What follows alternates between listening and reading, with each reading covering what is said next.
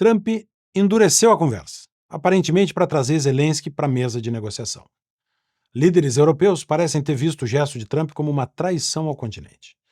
Entre eles, Macron, o presidente francês, que falou inclusive em colocar armamentos nucleares à disposição dos aliados, leia-se a Ucrânia.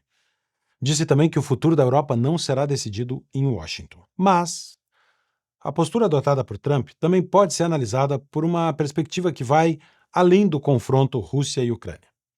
Uma perspectiva que pode auxiliar a compreender as suas motivações.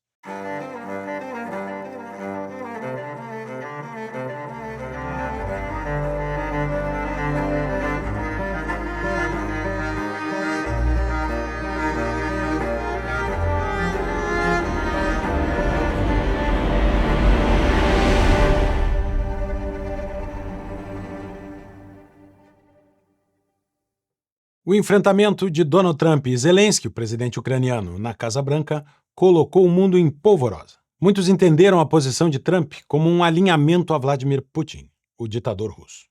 É isso que está acontecendo?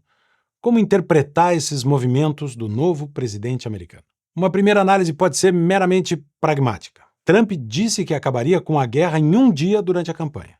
Agora está agindo para terminar o conflito. E o caminho mais curto é uma negociação. Afinal de contas, uma vitória plena da Ucrânia contra a Rússia parece improvável. E uma vitória plena russa significaria o fim da Ucrânia e uma ameaça ainda maior à Europa. Ou seja, o caminho é um cessar-fogo seguido por um tratado de paz. Trump endureceu a conversa, aparentemente para trazer Zelensky para a mesa de negociação. Líderes europeus parecem ter visto o gesto de Trump como uma traição ao continente. Entre eles, Macron, o presidente francês, que falou inclusive em colocar armamentos nucleares à disposição dos aliados, leia-se a Ucrânia. Disse também que o futuro da Europa não será decidido em Washington. A presidente da Comissão Europeia, Ursula von der Leyen, apresentou um plano nesta quarta-feira para levantar cerca de 800 bilhões de euros para fortalecer a defesa do bloco europeu. Se isso se confirmar, é mais um ponto para Trump, que também disse diversas vezes durante a campanha que a Europa deveria pagar pela sua própria defesa e que os Estados Unidos não bancariam mais essa conta sozinhos. Mas a postura adotada por Trump também pode ser analisada por uma perspectiva que vai além do confronto Rússia e Ucrânia.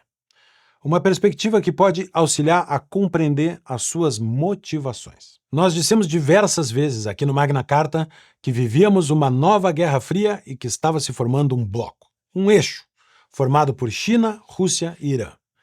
Esse bloco crescia economicamente e geopoliticamente, inclusive lastreado na fraqueza do Ocidente, desunido e desfocado.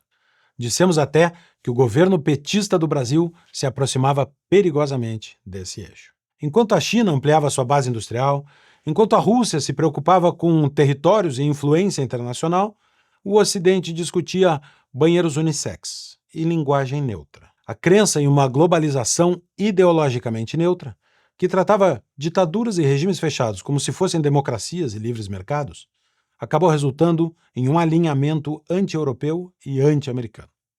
O eixo das ditaduras cresceu à luz do sol, enquanto comerciava com as democracias livres. Entra Donald Trump. A mudança de foco nos Estados Unidos é clara. Menos doutrinação woke e mais realpolitik, mais pragmatismo. E por que Trump faz, então, gestos em direção a Putin? Talvez porque saiba que, sem o apoio da Europa, seja militar ou político, ele não pode enfrentar Rússia e China ao mesmo tempo. A estratégia de Trump, então, parece ser a de dividir o eixo das ditaduras, diminuir o isolamento russo e, ao aproximar Putin dos Estados Unidos, afastá-lo da China. Não seria a primeira vez que isso acontece. Em 1943, na Segunda Guerra Mundial, Churchill e Roosevelt forjaram uma aliança com Stalin contra Adolf Hitler na Conferência de Teherã. Quando foi questionado, Churchill disse: "Se Hitler invadisse o inferno, eu ao menos faria uma referência favorável ao diabo na Câmara dos Comuns." Ou seja, Churchill, assim como Roosevelt, escolheu o seu maior adversário, o maior adversário do mundo livre naquele momento, e era Hitler, e aceitou uma aliança pragmática com outro adversário, Stalin. Não há dúvidas de que Churchill e Roosevelt desprezavam o regime soviético, mas aceitaram a cooperação durante a guerra. Não estou comparando Trump a Churchill, apenas analisando a forma como se posicionam em relação aos seus adversários. Depois daquilo, em 1945, na Conferência de Yalta, voltaram a se encontrar, aliás, na Crimeia, a convite de Stalin, território da Ucrânia que Putin invadiu em 2014. Em tempos modernos, talvez Trump tenha escolhido a China como seu principal inimigo. E não seria sem razão. A China é a segunda maior economia do mundo, atrás apenas dos Estados Unidos. Tem quase 4 vezes o PIB da Alemanha, que é o terceiro colocado. A Rússia, por sua vez, é a 11ª economia global, atrás até do Brasil, e tem 1/9 do PIB chinês. A indústria chinesa é uma das mais potentes do mundo, o que representa inclusive uma elevada capacidade de resposta em caso de conflitos armados. Se Trump enxerga a China como inimigo a ser batido, pode ser estratégico afastar Putin de Xi Jinping. Essa hipótese parece ganhar força com a oferta de ajuda da Rússia para estabelecer negociações entre Estados Unidos e Irã. Ou seja, o bloco chinês, que tinha Rússia e Irã como os grandes aliados, parece estar se enfraquecendo com uma nova relação entre Trump e Putin. Se a estratégia for de fato essa, ela é tudo menos segura. Os riscos podem ser incomensuráveis. Em primeiro lugar, se lembramos de Churchill, que se aliou com Stalin para vencer o nazismo, também lembramos de Chamberlain, o primeiro-ministro britânico que fez os acordos de Munique com Hitler em 1938 e acreditou estar selando a paz na Europa. Em vez de garantir a paz, ele garantiu que Hitler tivesse tempo para preparar sua estratégia, fortalecer suas forças armadas e avançar os seus planos de invasão. Quem pode garantir que Putin honrará qualquer tratado de paz, qualquer cessar-fogo, e que a Rússia abdicará de qualquer pretensão sobre territórios de outros países? Se Putin decidisse prosseguir com sua sanha de conquistas territoriais, Trump pode passar à história como um apaziguador, que Churchill definiu como sendo quem alimenta o crocodilo esperando ser devorado por último. Ou seja, tentando ser Churchill, Trump pode acabar como Chamberlain. Ainda, a Europa pode não apoiar a visão de Trump. Aparentemente muito mais conformada com a ideia de um domínio econômico chinês do que com o ressurgimento da Rússia como potência global, os países europeus podem, quando chegar a hora, não bancar o enfrentamento de Trump à China. O Ocidente, que já está enfraquecido, pode terminar dividido. É claro que muitos fatores podem mudar, inclusive com as eleições do continente europeu, mas o risco é alto. E a cisão entre Estados Unidos e Europa pode resultar em um perigo real ao mundo ocidental. Rússia, China, Irã, todos identificariam a fraqueza daquele que já foi um bloco fechado em defesa dos valores ocidentais e de suas economias.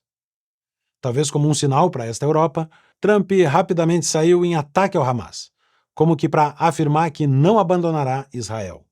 Um gesto para os aliados americanos que podem ter se assustado ao ver o distanciamento da Ucrânia, a quem Biden tanto ajudou. Se a estratégia é mesmo essa, Trump parece disposto a apostar alto. Se os riscos são altos, os ganhos podem compensar. A Europa pode, de fato, assumir os custos de sua defesa e, inclusive, conter arroubos expansionistas de Putin sem usar o dinheiro americano. Os Estados Unidos poderiam expandir as suas medidas protecionistas contra a China sem a ameaça de a Rússia retaliar, inclusive o fornecimento de gás e energia para a Europa. E, se acabasse a guerra, Trump reposicionaria os Estados Unidos como a grande potência global, um contraste imenso com a fraqueza e a debilidade de Joe Biden. De um modo ou de outro, as peças estão se movendo no tabuleiro internacional. No fim do século XX, o filósofo e economista político Francis Fukuyama disse que com a queda do Muro de Berlim chegávamos ao fim da história, que a democracia, a economia de mercado e a cultura do consumo dominariam os tempos dali para frente. Não é isso que está acontecendo. Estamos vendo a história mudar e os próximos movimentos vão desenhar a ordem mundial em que vamos viver pelas próximas décadas. Por enquanto, é possível afirmar: Trump não veio para brincar.